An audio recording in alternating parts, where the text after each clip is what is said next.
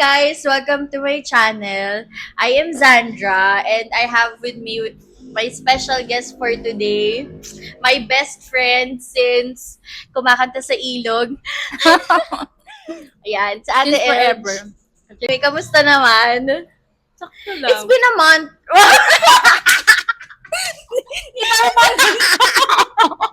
Siya yung kasama namin sa Cebu, pati yung husband niya si Kuya Jomar.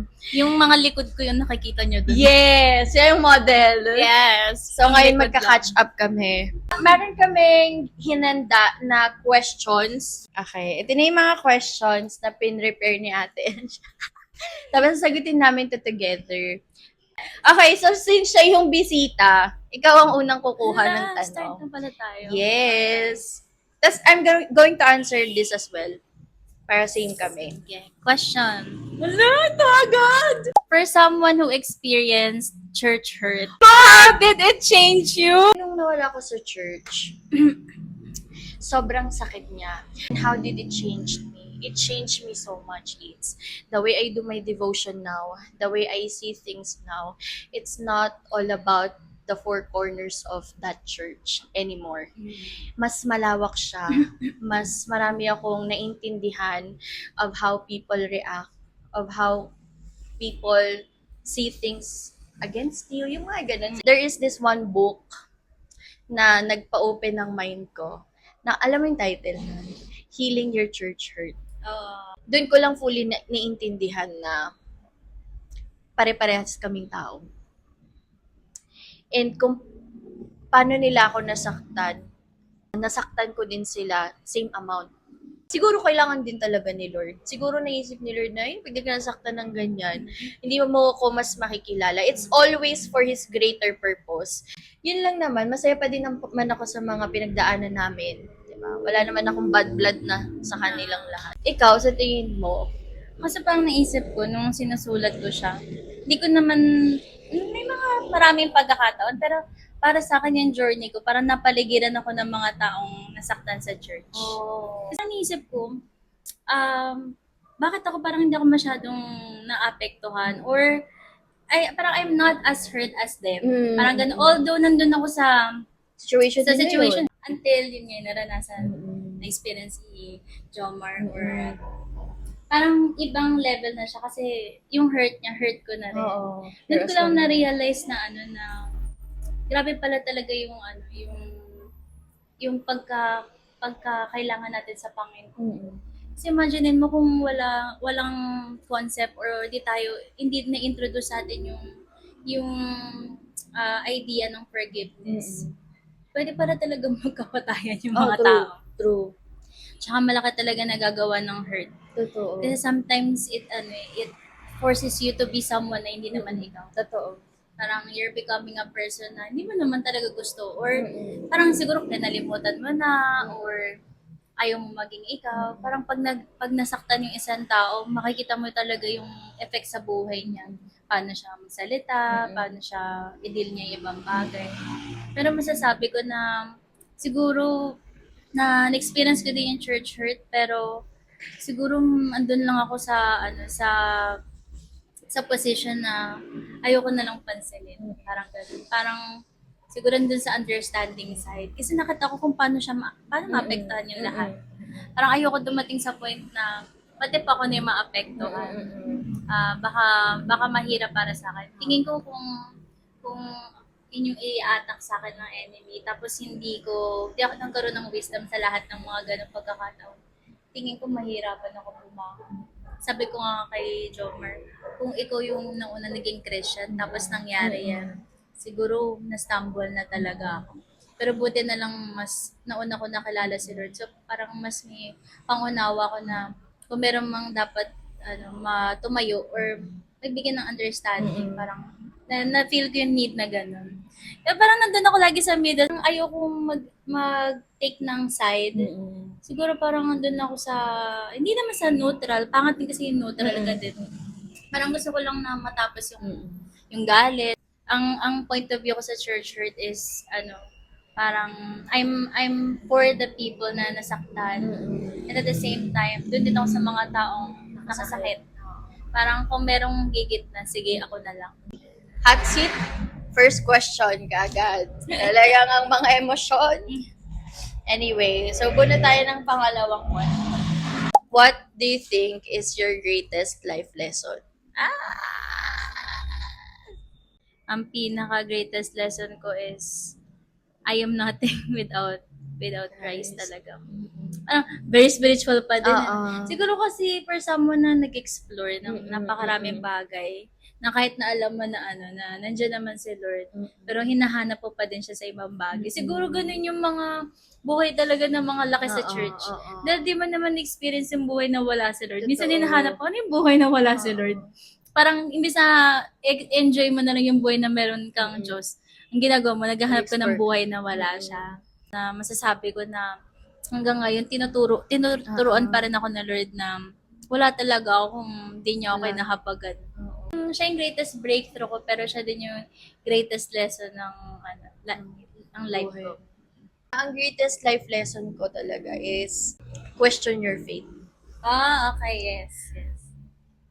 Naging greatest lesson siya kasi yun yung naging anchor ko ngayon Mm. sa lahat ng binabasa ko sa Bible. Mm. Merong isang beses na naiyak ako kay Lord. Sabi ko, Lord, galit ka ba sa akin because I question you a lot?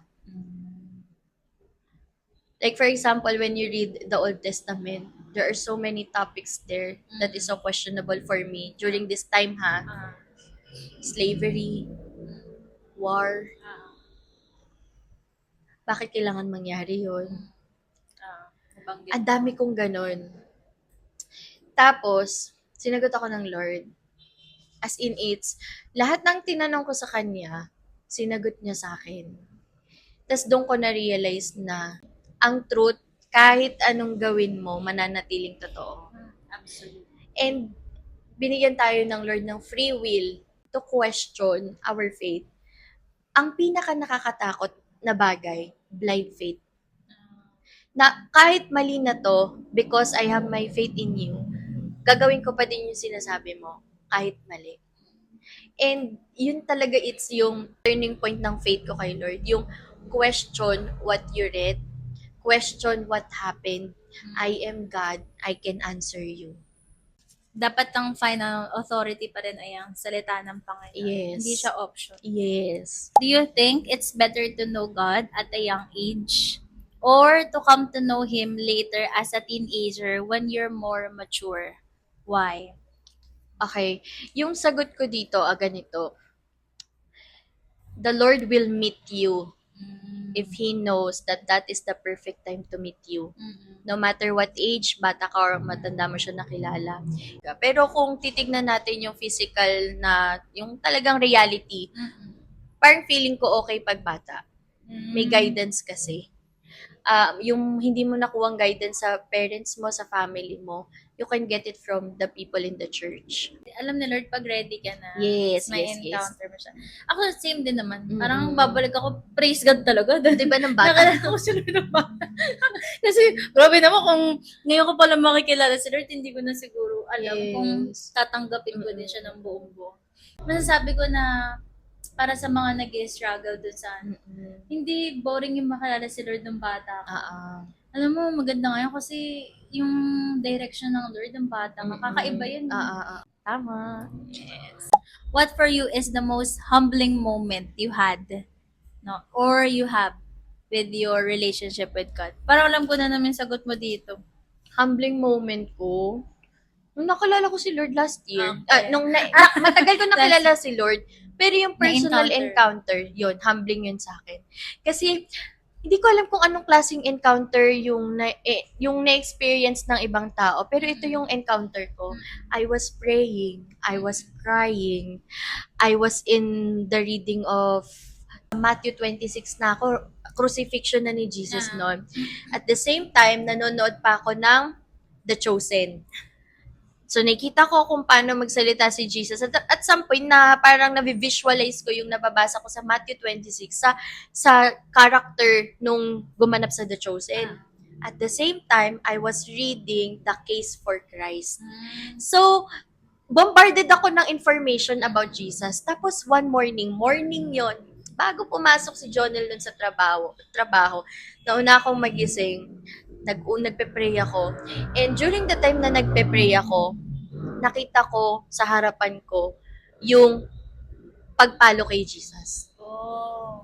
Nakita ko kung paano siya hinahataw. Mm. Nakita ko kung paano siya nagbe-bleed. Parang totoo Mm. na nandyan siya sa harapan ko. Sometimes I feel righteous. Because I think I don't lie naman. I don't steal. I don't kill. Pero sa mga maliliit na moments na ikaw lang nakakaalam, alam ni Lord lahat. Tapos, papakita niya yun sa'yo. Tapos, doon mo marirealize na, who am I to point a finger to somebody else? I am the reason why Jesus was crucified. Mm. Humbling moment yun sa akin. Sa'yo. Ako na-share ko to sa'yo eh. Yung naintindihan ko yung holiness ni Lord. Naalala mo yung madaling araw. Nagkwento kami, about the holiness naiyak of tuloy ako pag Christ. naalala ko. Kasi parang alam mo na mabuti si Lord, alam mong Mm-mm. sovereign. Ba't naiyak ang person? Kasi iba-iba yung iba-iba yung journey pag na-encounter mo Oo, si totoo. Lord. Minsan na-encounter mo siya sa most struggling part mo. Minsan, Oo. di ba, na-appreciate yung presence niya. Pero, yung time na yun, yung nabasa ko yun, parang na-immerse ako dun sa thought na banal talaga yung Panginoon. Parang may sa akin sa heart ko na di basta-basta tong Diyos na to. Parang minsan kasi daling tawagin ni Lord na, oh, God is my God. Parang ganun, He's my master. Pero maintindihan mo kung gaano siya kalaki sa buhay mo. Naiintindihan ko kung gaano din ako kaliit. Diba? Kung gaano siya kabanal, gaano siya ka-deserving sa lahat ng glory. Na-share ko na yun sa'yo, diba? Yung naintindihan ko talaga yung essence ng holiness. Na nagkaroon ako ng, doon pa rin, fear of God is the beginning of wisdom. Diba? You get to understand everything. May standard ka na, no? Meron ka ng, ang tawag dito, boundaries talaga sa life mo. Kasi alam mo na, ito yung Diyos mo eh. Kaya para sa akin yung humbling moment ng buhay ko na ang lawak pala talaga ni Lord. Parang hindi mo pala talaga siya maintindihan sa isang itong life natin. True. Kulang pa to para makalala si Lord. Oo, Kaya pala oo. nag-prepare siya ng eternity. Kaya parang kumakalimutan yung feeling na nahirapan ako mag-pray. Nag-struggle talaga ako sa mag-pray. Parang gusto ko sana goal ko no na mabot ng isang oras. Diba? Kasi parang yun yung ma-enjoy mo yung presence ni Lord. Sabi ko, grabe Lord, 30 minutes pala naubusan na ako ng papuri sa'yo. Kasi sabi ko, dapat isang oras. Pero, i-worship ko lang si Lord sa kabanalan niya. Pag naubusan na ako ng salita, parang, may alam ba, parang, ayoko naman nagpe-pray ka. Tapos, parang, hindi mo na masabi kung sino siya. Tapos, parang naiyak ako na parang, Lord, hindi pa pala talaga kita kilala. Yes. Tapos sabi niya, Lord, okay lang yan. May Kasi eternity naman. may eternity naman. Kaya pala may mga hindi tayo maintindihan kay Lord ngayon. Kasi gusto niya ipakita sa eternity. Kasi ma-overwhelm ka. Hindi totoo. kaya ng human mind mo, ng limited mind mo na maintindihan siya ngayon. Kasi nasa sinful nature ka pa eh. Parang I believe na kapag glorified body na tayo, doon natin maintindihan talaga yung wholeness ng Panginoon. Parang sabi ko nga, one day, Lord, gusto ko umupo sa paanan mo. Tapos kwento mo lang kung ano ba to, kung paano ba to.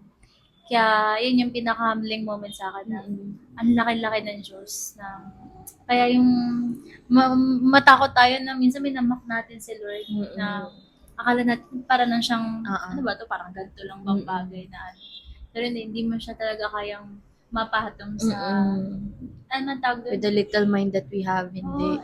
Hindi siya, parang our mind is too limited to comprehend the Lord.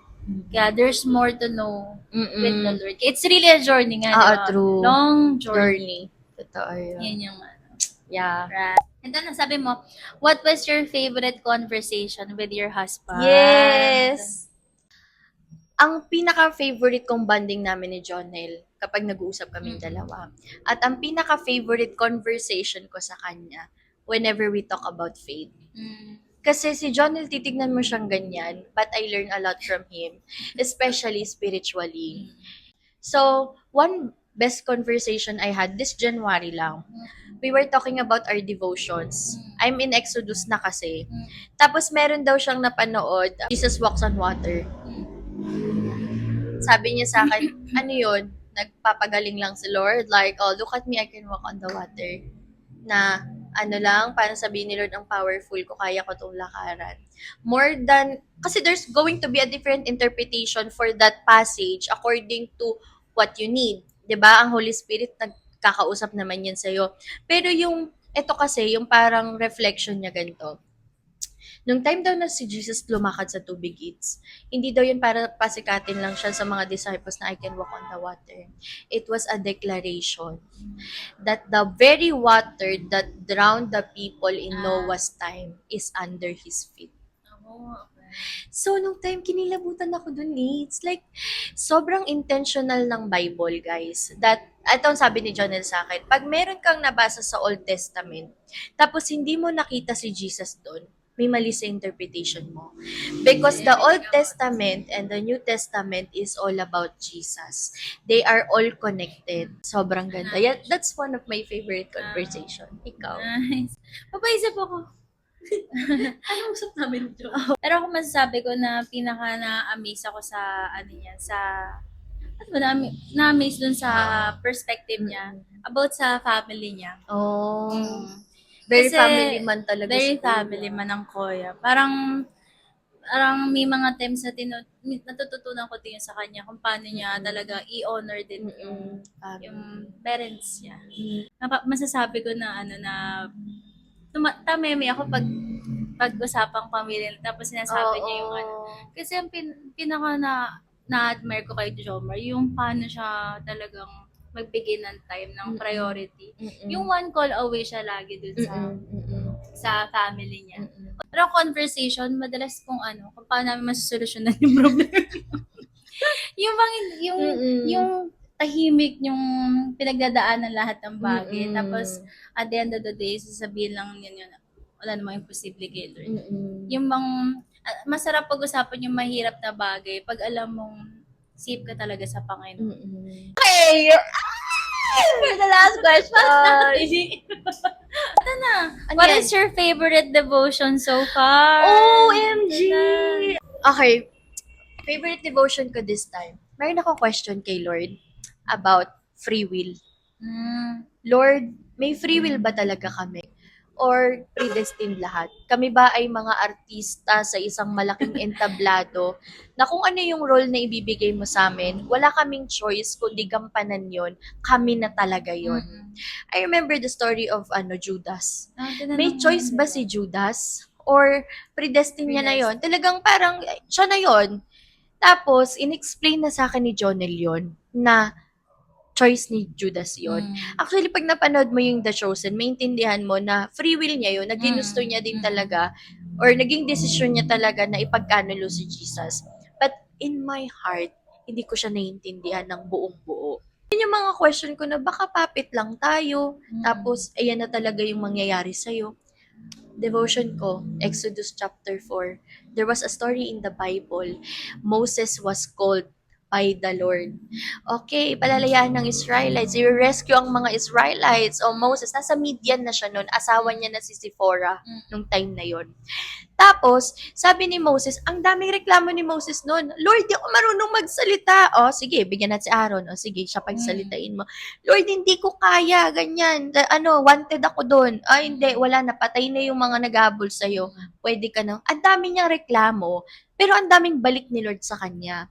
Tapos, nung time na yun, nakapagpaalam na si Moses kay Jethro, yung father-in-law niya. Nung time na yun, on the way na si Moses papuntang Israel. One night, nagkampo sila. Pahinga, ganun. Bumaba si Lord, papatayin si Moses. Sa tagal kong nagbabasa ng Bible, hindi ko nabasa yung scripture na yun. Hindi ko siya... Si Jacob si wrestling pala. Iba yung wrestling ni Jacob. Exodus chapter 4 yun. Nandun na siya, tapos papatayin siya ni Lord. Alam mo kung paano naligtas si Moses? Si Zipporah, tinuli niya yung anak niya. Yung blood nun, nilagay niya sa paanan ni Moses. You know kung paano ko naraman, kung paano sinagot ni Lord sa akin na may free will tayo. Because even Moses, kayang patayin ni Lord ng time na yun. If not you, the Lord can raise somebody else. If you chose not to obey me, I can raise somebody else. Doon ko naintindihan yung free will, kinikilabutan ako. It's kasi, hindi porket sinabi ni Lord na ikaw yung gagawa niyan, ikaw na talaga. Kasi feeling special tayo na parang Yes. ako lang makakagawa nito. Oh, pero ang totoo, may choice ka if you want to do that. And you know the reason why. Ganito, explain ko sa inyo yung background. Ang covenant ni Lord kay Abraham, you will be the father of many nations. May one condition lang si Lord. Tutuliin ang lahat. Or isi-circumcise ang mga batang lalaki on their 8th day. That's the covenant. Tapos, si Moses, Hebrew siya, pero, syempre, nakapangasawa siya ng Midianite siya. Alam mo pala kung anong process nila. Tutuliin ka lang, isi-circumcise ka lang, bago ka ikasal. Late obedience is disobedience. And the reason kung bakit dapat mamamatay si Moses was disobedience. Kaya naghahanap si Lord ng fully mag-o-obey sa Kanya. And that's because of your free will. Choice mo yun. Doon ko iyak ako ng iyak nun, it's like, Lord, free will, may choice ako to follow you. And hindi ako susunod sa gusto mo. You can raise somebody else. Hindi to predestined sa akin. Binigyan mo ko ng choice. And sobrang laking regalo nun ni Lord sa atin. Tapos, share ko na din yung devotion ko. Sorry Pero talagang ito yung gusto kong i-share. After nung free will eats, napunta ako sa 10 plagues. Okay? Yung 10 plagues na yun, 'di ba, nandun na si Moses. Tapos, ayaw ng Pharaoh. Ayaw ni Pharaoh palabasin yung mga Israelites. Sobrang nagalingan ako kay Lord dito kasi, alam mo pala, yung 10 plagues na yun, meron siyang scientific and meron siyang spiritual meaning. Kasi the Lord is very intentional. So, it's 10 plagues yon. The first 5 plagues, it was Pharaoh who hardened his heart. The 6 to 10, it was the Lord who hardened Pharaoh's heart. So, yung first 5 plagues, nung time na yon, ano yon, di ba, sunod-sunod yon, blood, water turned into blood, ganyan-ganyan. Alam mo pala, ecologically, scientifically speaking, possible siya. So, I searched this on the internet and possible na mangyari talaga siya. So, yung Nile River, pwede siyang mag-turn into blood because of algae. May mga algae na nagpo-produce ng toxins. They call it red tide. So, pag nag-red tide, magpupula siya. So, pag nagpula siya, mamamatay yung, syempre, may toxin yun, mamamatay yung fish. Fresh water yun. Ang fresh water may frog. So, kung nag-turn into red yun, ang second na mangyayari, maglalabasan ang frog. Okay. Gets? So, dire-diretso siya eats.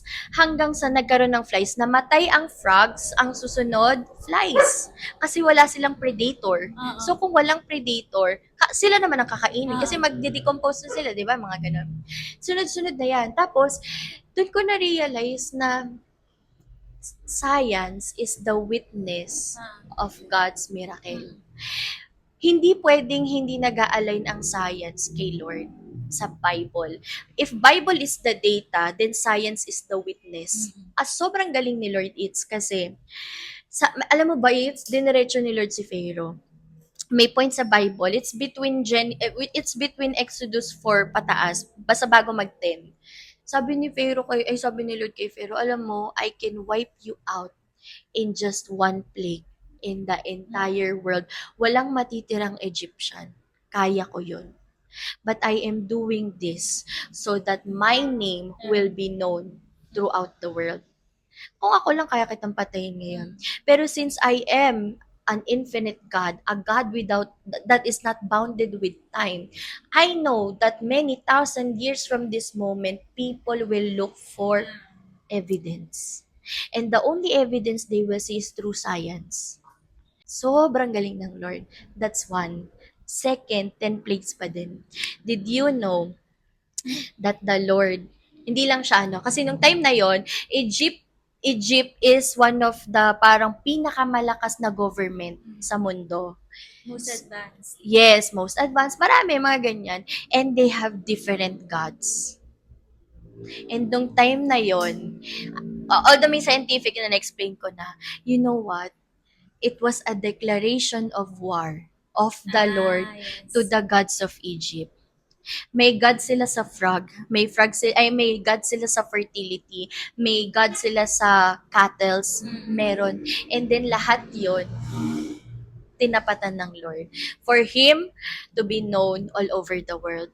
Goosebumps ako nun. Ito pa, it's after nun, 'di ba? Si Pharaoh, 'di ba namatay na lahat ng firstborn? Ah, talaga. Alam mo ba sa Bible, about Genesis to, si Lord dineclare niya, ay hindi, parang Exodus to, si Lord dineclare niya that Israel is my firstborn. And you doing that to my firstborn, hindi ako papayag. Namatay lahat ng firstborn. And after that, sige, sabihin natin patay na lahat ng firstborn.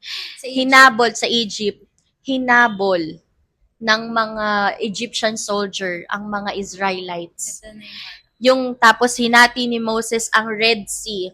Nagtawid ang mga Israelites, na-drown ang mga Egyptians. You know what? Ganti pa din ng Lord. Because in Exodus chapter 1, pinapatay ng Pharaoh lahat ng baby Hebrews, pinatapon sa Nile River.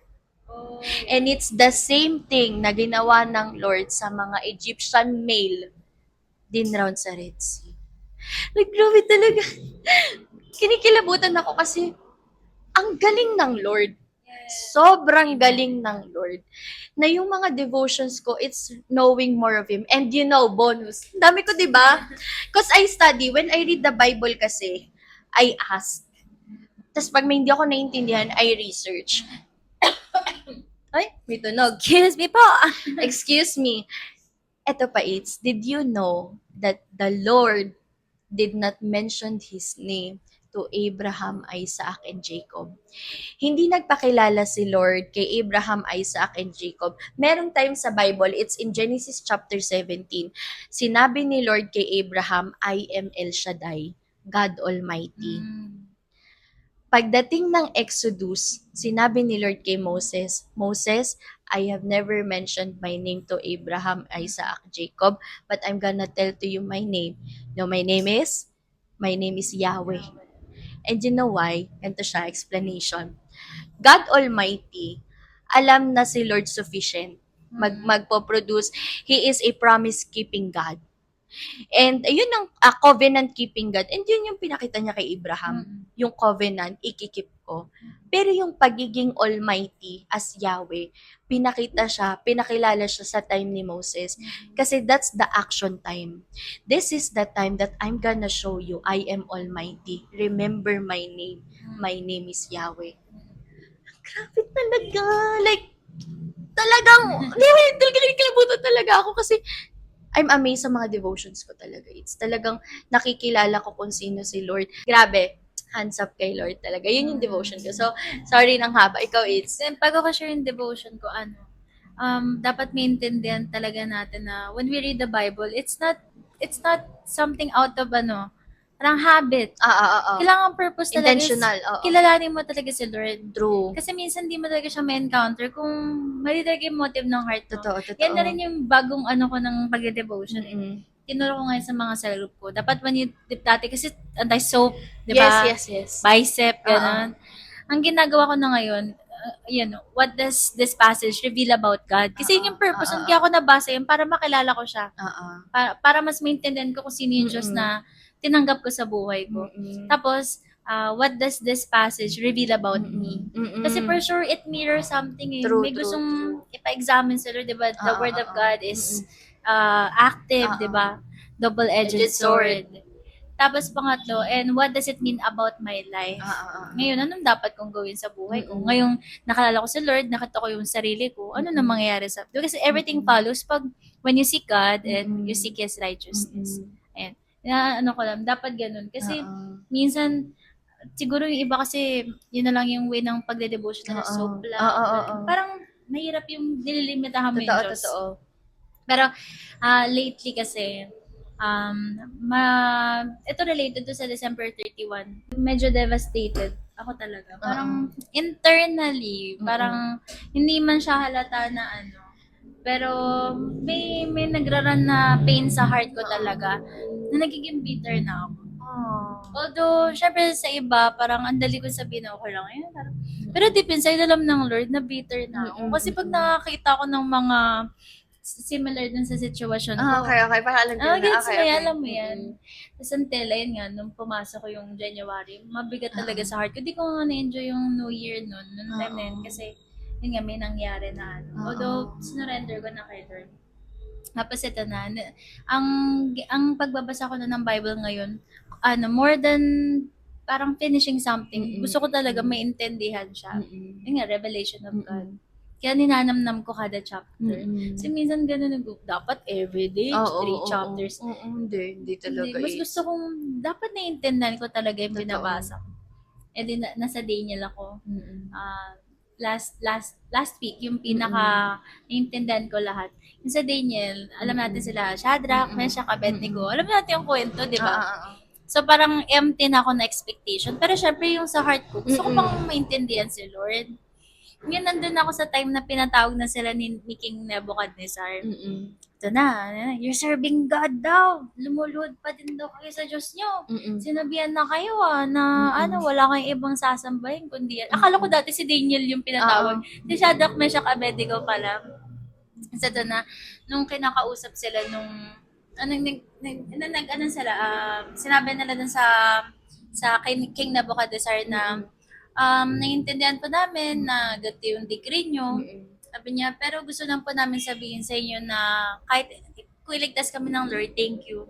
But even if He doesn't, alam ko na yung dati pa eh. Yes, grabe. Okay, sige, go. Kasi, okay, even, alam ko din like ko sinasabi, even if God doesn't, ganun. Tapos parang nung binalikan ko, kinakurot yung heart ko. Parang, hindi ko kasi makalimutan yung may nagsabi sa akin na kulang ka lang sa fasting. Kulang ka lang sa faith. Mag-iiyak ang person. Sinabi na akong ganun. Kaya, kahit di mo pa natatanggap yan, kulang ka lang sa prayer and fasting. Oy, Yes.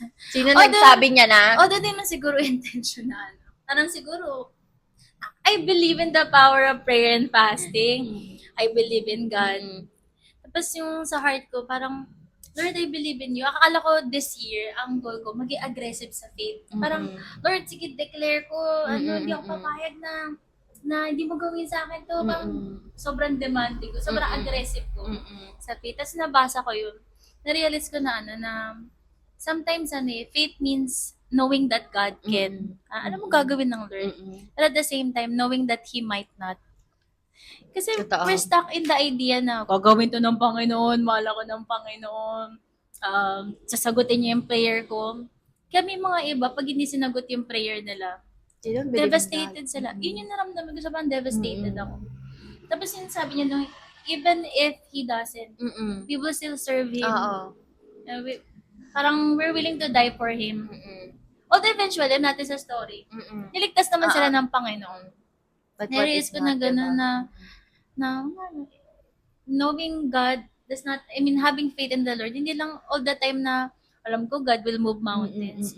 And also, parang trusting na okay lang kahit hindi. Na okay lang kahit hindi bigay ng Panginoon, okay lang kahit hindi niya gawin. Kasi, yung pananampalataya natin kay Lord, hindi siya yung parang nagkaroon ka ng genie sa buhay mo. Totoo. Na gagawin to ng Panginoon, may Diyos ako, papatunayan niyang gumagawa siya ng himala. Thank God, di ba? Kasi gumagawa naman talaga ng himala si Lord. Pero nandun na ako ngayon sa point ng buhay ko, naiintindihan ko kung hindi niya gagawin. And hindi yun kabawasan ng pagka-Diyos niya sa akin. True. Hindi yun kabawasan ng kabanalan niya. Hindi yun kabawasan ng kabutihan niya. Nandun ako dun sa parang pinaintindihan ng Lord sa akin na sapat naman ako sa buhay mo. Kaya yung tatlo na yung willing silang mamatay kasi wala namang kulang sa kanila. Na, totoo yung sinabi ni Apostle Paul, to die is for God, no? And to live is for God. Diba? So, I think, nandito tayo talaga, we're existing for His glory. Bonus na lang yung ibang mga bagay. And ibibigay niya naman yun kung talagang kalooban. And if it's not for His glory, then don't ask for it. Sabi ko, Lord, if it's not your will, tanggalin mo na sa heart ko. Pero kung kalooban mo, tulungan mo ako na nakakatawa kasi minsan turn tayo dun sa panalangin na, Lord, I pray bigay mo. True. Tapos, Pero pray mo hindi din okay yung lang will niya. din na, tapos naalala ko si Jesus. Anong sabi ni Jesus bago siya mamatay? Take this cup away from me. But, Pero not my Oo. will, Lord, Mm-mm. but your will be done. Minsan, nakalimutan natin may kalooban ng Diyos. Na His will is above everything. Sabi nga, His ways are higher than our Mm-mm. ways. Diba? His thoughts are higher than our thoughts.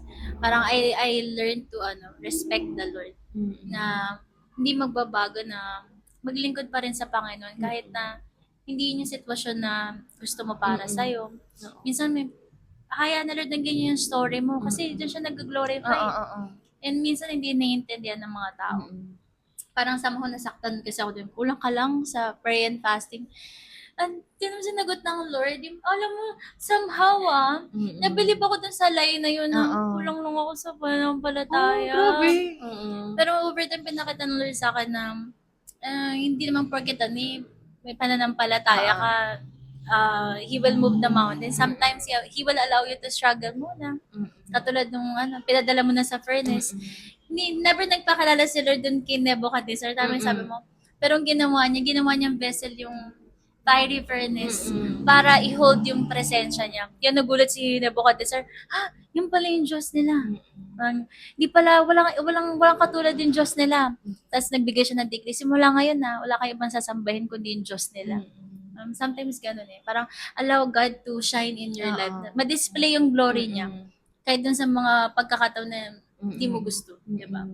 Madalas sinishare lang natin yung good things. Kasi akala natin yun yung nakakalugod kay Lord. Pero minsan gusto niya din bakit natin yung totoong buhay. Sa atin, Ito tayo, raw lang. Parang na-hurt tayo.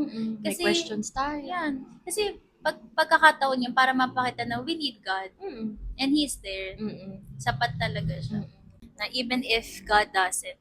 Kasi akala ko dati kulang lang ako sa kulang ka lang sa prayer. Kulang lang ako sa pagtatapat. Ibig sabihin, pag ganun yung iniisip mo, namamanipula mo pala sa Lord. Tsaka depende pa ba sa gawa mo diba? kung ibibigay ni By Lord. God's grace naman talaga lahat Kaya, ang mahalaga sa akin, Lord, yung pag nagkita tayo, naiyak ang person. Makita mo na makita mo na na I still serve you kahit na nahihirapan ako. Na sabi ko, Lord, hindi mo kailangang pagandahin yung buhay ko or bigay sa akin lahat ng hiningi ko. Sapat na yung presensya mo. Huwag ka lang mawala sa akin. Okay.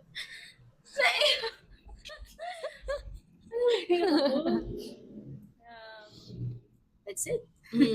Grabe That's naman ang life. emotions. We hope na at some point may natutunan kayo or kahit na mayroon kayong personal reflection dun sa pinag-usapan namin. Kasi at the end of the day, this conversation will depend on how you accepted it. Yes. This conversation will depend on how you needed it during the time na mapanood nyo to. So we hope na at some point, we have shared enough for your needs. Si Lord naman nakakalam. Because this conversation won't happen if the Lord did not permitted it to. Because I am supposed to vlog a different kind of month-ender podcast dapat. It so happened that yesterday when I had that devotion na shinare ko, I asked the Lord, do I want to tell this to other people or do you want me to tell this to other people? Because there's a difference between me wanting it to share it with you and the Lord wanting it to be shared with you. Tapos, all of a sudden lang, basta random conversation, nag-chat, it's ang ganda ng devotion ko. Sabi niya na sa akin, tara magkita tayo. And that's the moment, sabi ko, okay, I'm gonna create a podcast kasi do you want us to have the na mag-usap na lang, mag-podcast ganun. And then after after kami mag-chat, doon ko lang na-realize na sagot na pala yun, na nag-yes na si Lord. So, I hope na once this is released to you, sana may makuha kayo. And alam ko gagamitin nito ni Lord depende sa kung paano niya gusto. So, thank you so much guys for watching. Thank you so much Ate Elj or Ate Elj! Ita, thank you for guesting to my podcast. See you on the next episode kung meron. Meron Kung yan! susunod. Okay, bye-bye!